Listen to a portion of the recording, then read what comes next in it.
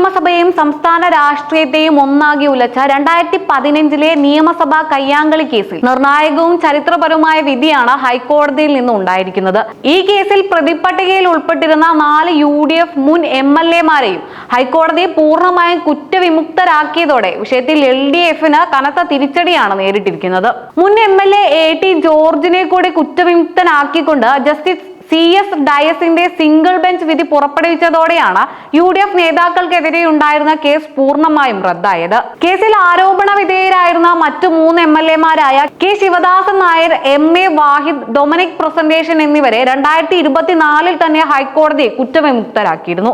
ഇപ്പോൾ AT George കൂടി ഒഴിവാക്കപ്പെട്ടതോടെ LDF MLA-മാർ UDF നേതാക്കൾക്കെതിരെ ഉന്നയിച്ച പ്രധാന ആരോപണങ്ങളെല്ലാം നിയമപരമായി അസാധുവായിരിക്കുകയാണ്. കേസിന്റെ തുടക്കം 2015 മാർച്ച് 13-നാണ്.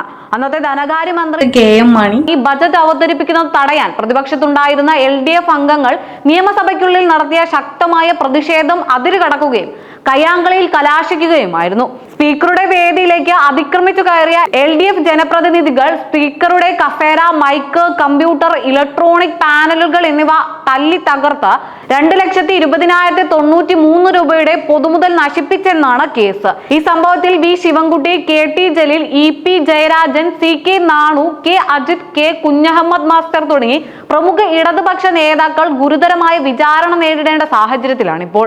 കേസ് പിൻവലിക്കാൻ LDF സർക്കാർ തിരുവനന്തപുരം ചീഫ് ജുഡീഷ്യൽ മജിസ്ട്രേറ്റ് കോടതിയെയും ഹൈക്കോടതിയെയും സമീപിച്ചെങ്കിലും അത് തള്ളപ്പെടുകയായിരുന്നു. തുടർന്ന് 2021 ജൂലൈയിൽ സർക്കാരിന്റെ അപ്പീൽ സുപ്രീം കോടതിയും തള്ളിയതോടെ LDF നേതാക്കൾ വിചാരണ നേരിടേണ്ട അവസ്ഥ ഉറപ്പായി. ഇതിനെ പ്രതിരോധിക്കാനും കേസിൽ തങ്ങൾക്കുണ്ടായ രാഷ്ട്രീയ ആഘാതം കുറയ്ക്കാനുമായി സഭയ്ക്കുള്ളിൽ വെച്ച UDF MLA-മാർ തങ്ങളെ അപമാനിക്കുകയും കയ്യേറ്റം ചെയ്യുകയും ചെയ്തു എന്ന ആരോപണവുമായി KK ലതിക, ജമീല പ്രകാശം, ഗീതാ ഗോപി തുടങ്ങിയ ഇടത് വനിതാ MLA-മാർ രംഗത്തെത്തുന്നത്. ഇതിന്റെ അടിസ്ഥാനത്തിൽ 2023 ക്രൈംബ്രാഞ്ച് തുടരന്വേഷണം നടത്തി UDF നേതാക്കൾക്കെതിരെ കേസ് രജിസ്റ്റർ ചെയ്യുകയായിരുന്നു.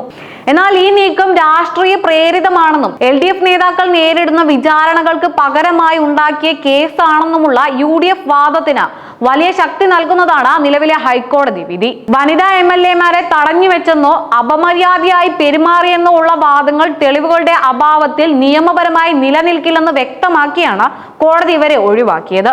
ഈ സുപ്രധാന വിധി വന്നതോടെ UDF MLA-മാർക്കെതിരെയുള്ള കേസിന്റെ വിചാരണയ്ക്കൊപ്പം തങ്ങളുടെ കേസും പരിഗണിക്കണമെന്നാവശ്യപ്പെട്ട് CPM നേതാക്കൾ നൽകിയ ഹർജിയുടെ നിലനിൽപ്പ് തന്നെ ഇല്ലാതെയായി.